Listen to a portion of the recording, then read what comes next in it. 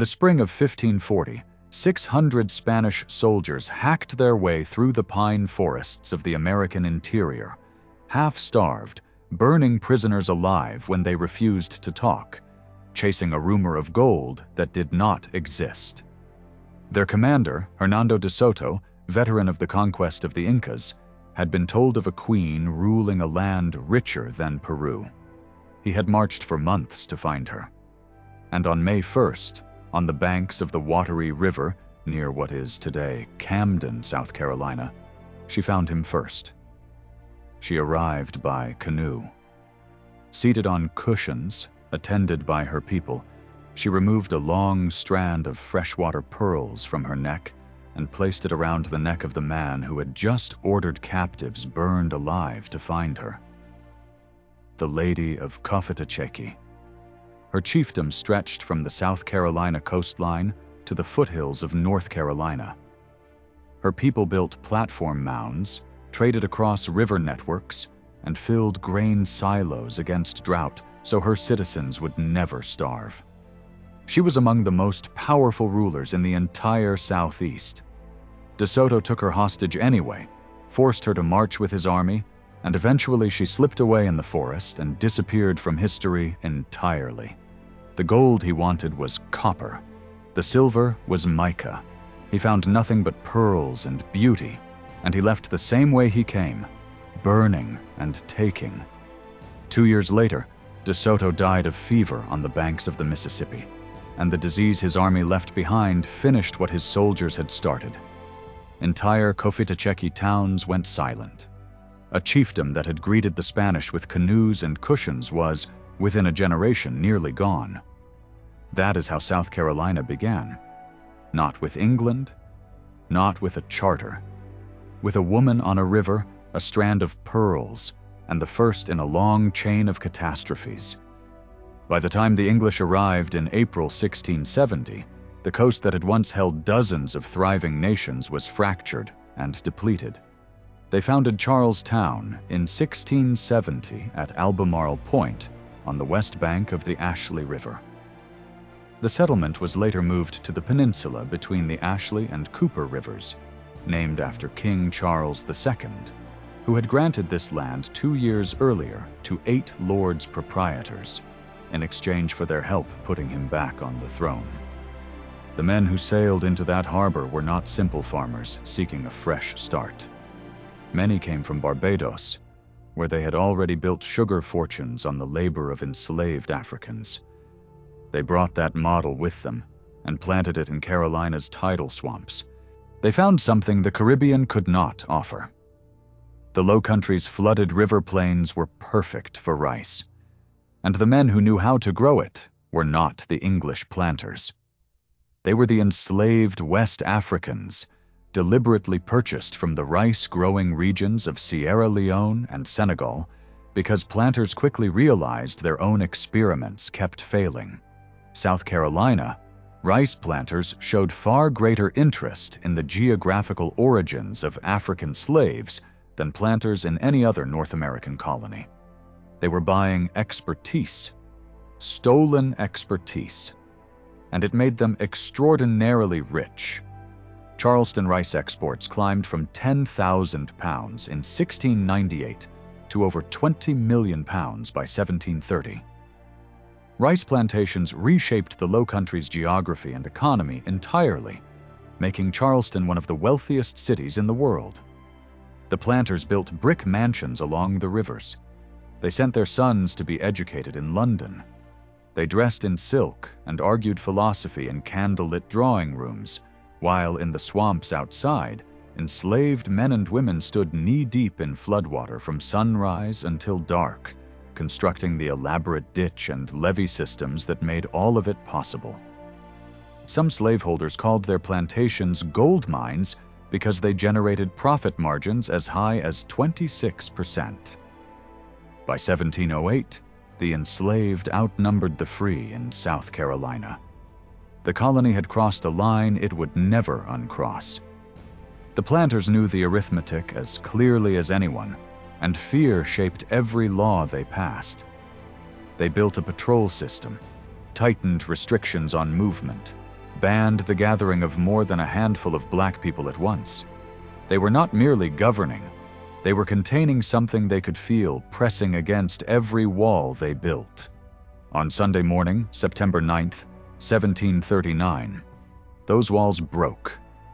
About 20 Africans gathered near Wallace Creek, a branch of the Stono River, roughly 20 miles southwest of Charleston. They raided a firearms store, killed 2 shopkeepers, and began marching south. Their leader was a man named Jemmy, most likely from the Kingdom of Congo, literate, and almost certainly a trained soldier before he was enslaved. He knew exactly where he was going. Spanish Florida had promised freedom and land to any enslaved person who escaped British soil and converted to Catholicism. St. Augustine was roughly 150 miles away. Jemmy intended to walk there. The rebels raised a flag, beat drums, and shouted, "Liberty!" as they marched south. More enslaved people joined them on the road. By late morning, they numbered between 60 and 100. They burned plantations, killed the occupants, and spared at least one innkeeper they considered kind to his people. Lieutenant Governor William Bull encountered them on his way to Charleston, turned his horse without being seen, and rode hard to raise the militia. By late afternoon, mounted planters caught the column in the open. The battle killed at least 54 enslaved people. Most who escaped were captured and executed in the days that followed. The Stono Rebellion, the largest slave uprising in colonial British North America, lasted less than 1 day. The South Carolina Assembly responded by enacting a harsh slave code that remained in force until 1865. The next 100 years saw South Carolina tighten and harden into one of the most rigid societies on Earth. Indigo exports climbed from 63,000 pounds in 1750 to 500,000 pounds by 1760, adding another layer of wealth on top of the rice economy. Charleston grew into a city of grand churches, merchant houses, and theater halls, all of it built on the labor of people who were legally property. The colony's planter class was not embarrassed by this. They were proud of it. When Britain began taxing the colonies after the 7 Years' War, South Carolina erupted. During the American Revolutionary War, more than 200 battles and skirmishes were fought inside South Carolina's borders, more than in any other colony. It was a vicious, personal war here.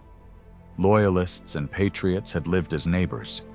Now they burned each other's farms and ambushed each other on back roads. South Carolina became the 8th state to ratify the U.S. Constitution on May 23, 1788. The new republic was born. South Carolina entered it wealthy, defiant, and absolutely committed to the system that had made it powerful. The cotton gin arrived in 1793 and stretched the plantation model inland, across the Piedmont, into every corner of the state. John C. Calhoun, South Carolina's most influential senator, spent decades arguing before Congress that slavery was not a regrettable necessity, but, in his words, a positive good. The state did not whisper this position. It shouted it. When Abraham Lincoln won the presidency in November 1860, without appearing on the ballot in most southern states, South Carolina did not wait. On December 20th, 1860, South Carolina declared secession from the Union. Church bells rang in Charleston. Crowds poured into the streets. Delegates were carried through the city on shoulders. Then came the morning that changed everything.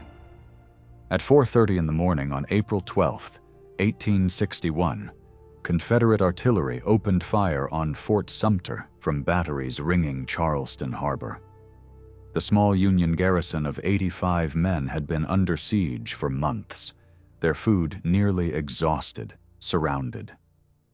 19 Confederate batteries fired an estimated 3,000 rounds at the fort over 34 hours. The walls cracked. The wooden gun carriages burned. Major Robert Anderson had no choice. He surrendered on April 13th, and the bloodiest war in American history began on a patch of man-made island in South Carolina's harbor. 4 years later, General William Sherman marched his Union Army into South Carolina with particular fury, his troops understanding they had come to the state where it all started. Columbia, the capital, burned in February 1865. Plantations collapsed. The Confederate forces evacuated Charleston. The war that South Carolina had fired the first shots of came back and consumed it. Reconstruction brought black men to elected office for the first time. New public schools opened. But by the 1880s, Jim Crow laws were enacted that were especially severe in South Carolina, enforcing rigid segregation and stripping almost all black citizens of their political voice. The state that had enslaved hundreds of thousands found new instruments to keep the same people down. Through the 20th century, change came slowly and then all at once. Civil rights laws cracked the segregation structure. Cotton faded. Textile mills followed. Tourism, aerospace, and automotive manufacturing filled the spaces they left behind. By the 2020 census, South Carolina's population had reached 5 million people.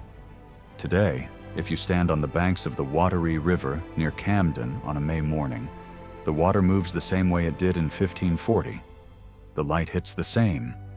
The air carries the same smell of red clay and river mud and pine. Somewhere on that bank, a queen arrived in a canoe and tried to protect her people from an empire that had already decided what it wanted. She failed, as so many would fail after her, on this same contested ground, under this same wide sky, in the state that has always known, better than most, exactly how much history one piece of land can hold.